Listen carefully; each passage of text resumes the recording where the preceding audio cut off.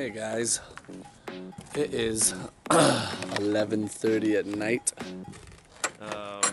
and I still have a bunch of snakes to feed.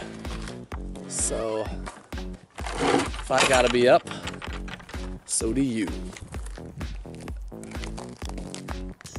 At least that's what I tell myself, because obviously you guys can watch this whenever you want. I'm not gonna be able to see much for the first little bit of this video. I apologize, but I really wanted to vlog this because this is where it gets real when you are in this hobby, if you're taking it seriously, you know? I could just postpone feedings. I could do that. But I don't do that, right? Whew, so much warmer in here. I do not postpone feedings. It's just not how I roll. These are our investment. This is our business. I don't postpone feedings. So here I am in the middle of the night, freezing cold, getting some rodents. I've fed most of the frozen thods, all the frozen thods already, all the rats. So I just need a few mice for my mousers, and I'll be good to go. But doing this made me start thinking about what are the hard parts in this hobby. We talk a lot about the awesome parts of being a reptile breeder. When you get eggs, when you get hatchlings poking their heads out of the egg, when you get a new animal, you know, when you meet people in the hobby, when you make connections, when you see people get their first snake ever. These are the exciting things. This is why we do it, right? And of course, when you get some money, right? When you get paid, that's always good. Everyone likes that. But there are some lame parts to it too, like coming out at almost midnight in the freezing cold to get a bunch of mice. This isn't that great.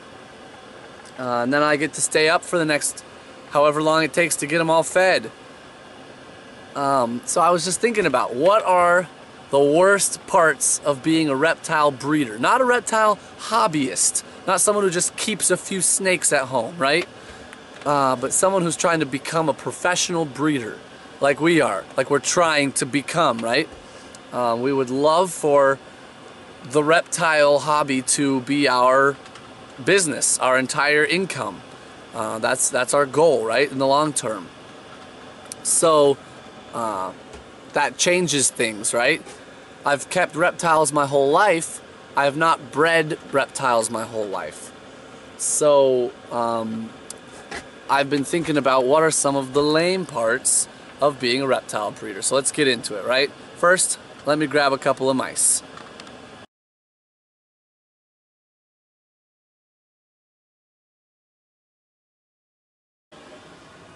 And I need one gerbil.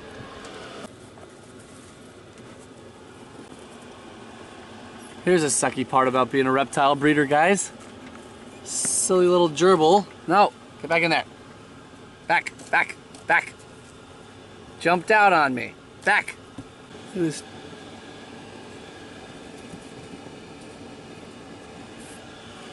Nice try, buddy. Back in your home. Down. Down, please. Down, down, down, down. Ah! So many gerbils! Got him. Crisis averted. Last thing, before I get into the main topic of this vlog, we got a new freezer. Yeah! So excited about this. Let me show you. Look at this, guys. I know I'm getting sidetracked from the main point of my vlog here, but this is our new freezer. I'm so excited because I hate the chest freezer. I have to dig through like a bazillion pounds of mice every time I want to get down to the rats. And if I want mice, then I have to dig through rabbits. And if I want rabbits, then I have to dig through quail or fish or whatever. So this is going to be so wonderful for us. I now hate chest freezers and love these freezers.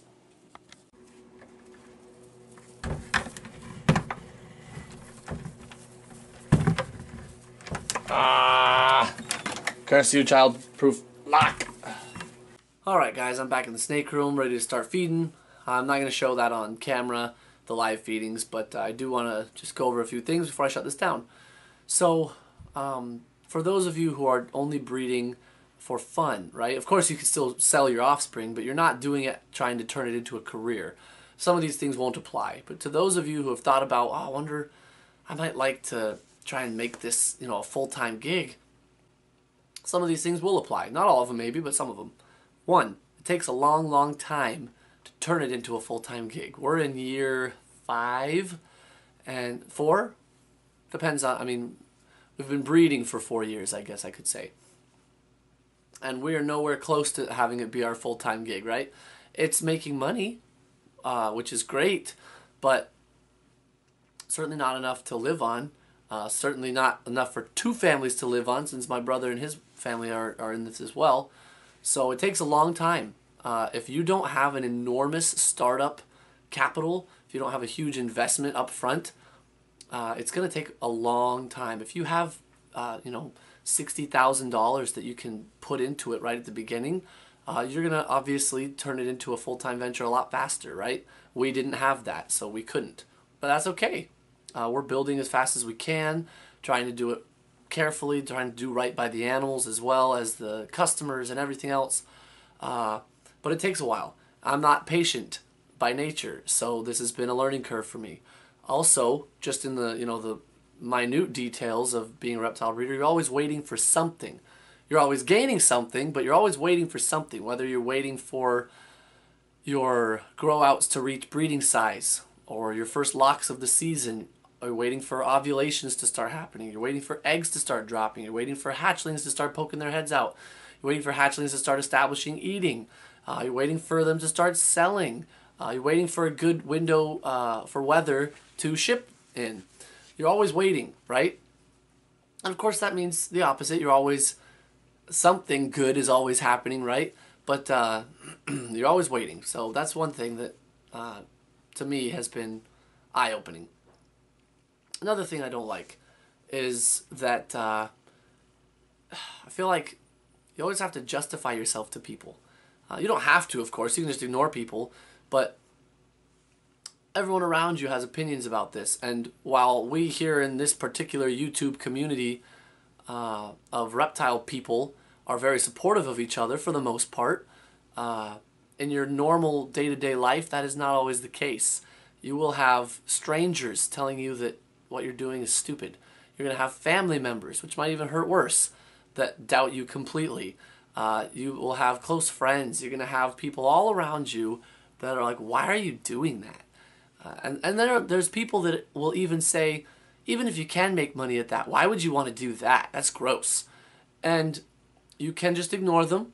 But if these are people that you're around a lot, that you want to help them understand what you're doing, you go through the same spiel again and again and again. You're trying to help people open their minds and see these animals as these incredibly beautiful, fascinating, intelligent animals, right? And but it gets annoying. I really do get tired of telling people, yes, I actually do breed reptiles. I'm not kidding, right? Yeah, I have to breed rodents too for them to eat. Yes, I spend a lot of time at this. Yes, it's been expensive. It's taken a long time, blah, blah, blah, blah, blah, blah, blah, blah. And people just don't get it, and they don't want to get it, right? Because they have their preconceived notions about reptiles and snakes in particular, and that's fine. But that gets annoying. Another thing I don't like is when within the reptile community, you still don't get support, right? Whether that looks like a bigger, more successful breeder not giving you the tips that you really could use. Or maybe it looks like instead of giving you constructive criticism, someone starts ranting about you on social media. Whatever it looks like. And if you've spent any time online, you've seen this, guys. So that's no fun, right? Is when the people who should support you the most, the people that share your passion for reptiles, are not helpful at all and are actually unfriendly towards you. I hear all the time about these controversies about major breeders, small breeders, whoever it is, people who have just a lot of hatred against them, that maybe they deserve it, maybe they don't, I don't know. But luckily, I have no complaints. about the people that I have worked with so far in this hobby. So that's been fantastic too. But that's not always the case. And, you know, people that I've talked to that I'm friends with in the hobby have had horrible experiences with people. So I'm very glad that I haven't, but I do acknowledge that that happens. And if you're going to be in business in any aspect, not just reptiles, but any part of the business world, you're going to run into negative people. Not even just negative people, but people that single you out, right? They might be totally positive in their own life, but for you, they've got some sore spot for some reason. Anyway, some other things I don't like. This one's just me personally. Maybe other people don't care, but I hate selling off my breeders, right? Obviously, we've only ever had to do that with our ball pythons. I hate it. I have like bonded with these snakes. I know that sounds silly. I've watched them grow up. I've watched them breed and lay eggs for me and produce for me and be fantastic additions to my operation here. But we have limited space, we have limited time, we have limited feeders, everything's limited, and we've got to upgrade the genetics of our collection, or at least just, you know, keep moving down the line or for certain projects. You know, if you're going for an albino and you started out with hets, you gotta hold back visuals and get rid of your hets eventually and start breeding visuals, right? That's just common sense, you gotta do it. But I miss those snakes. There's a few snakes that I haven't had now in a couple of years and I still miss them. So usually, I'll be honest with you, I don't usually put my breeders up for sale. I don't want any random person that I don't know buying my breeders. I've usually reached out to friends or other breeders that I've spoken with before and sold to them, because then at least there's a little bit of a connection there where I know how they're going to be taken care of and all that. Oftentimes these are people that will give me updates on how they're doing and everything, and I can see their future clutches that they're laying for that person.